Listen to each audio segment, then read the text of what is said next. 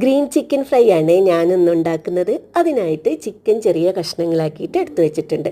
അതിലേക്ക് ഉള്ള മസാല ഉണ്ടാക്കാനായിട്ട് നമ്മൾ മുറ്റത്തെ ചട്ടിയിൽ നിന്ന് തന്നെ കുറച്ച് പുതിനയിലയും കുറച്ച് പച്ചമുളകും പിന്നെ കുറച്ച് കറിവേപ്പിലൊക്കെ ഞാൻ പറിച്ചെടുത്തിട്ടുണ്ട്.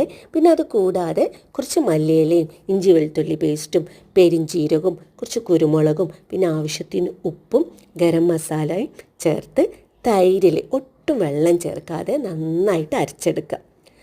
ആ അരച്ചെടുത്ത മസാല നമ്മളെ ചിക്കനിലേക്ക് ചേർത്ത് കൊടുക്കാം. അതിൻ്റെ കൂടെ തന്നെ കുറച്ച് അരിപ്പൊടിയും കുറച്ച് റവയും നാരങ്ങ നീരും കൂടെ ചേർത്തിട്ട് മസാല നന്നായിട്ട് ചിക്കനിൽ ചേർത്ത് പിടിപ്പിക്കുക. 1 മണിക്കൂർ റെസ്റ്റ് ചെയ്യാൻ വെക്കുക. അതിനുശേഷം പാനിലേക്ക് ഓയിൽ ഒഴിച്ചിട്ട് ഈ ചിക്കൻ നന്നായിട്ട് ഫ്രൈ ചെയ്തെടുക്കാം.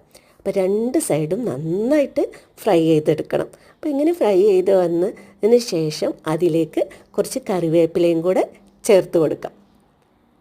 അപ്പം നമ്മളെ രുചിയുള്ള ഗ്രീൻ ചിക്കൻ റെഡി ആയി കഴിഞ്ഞു.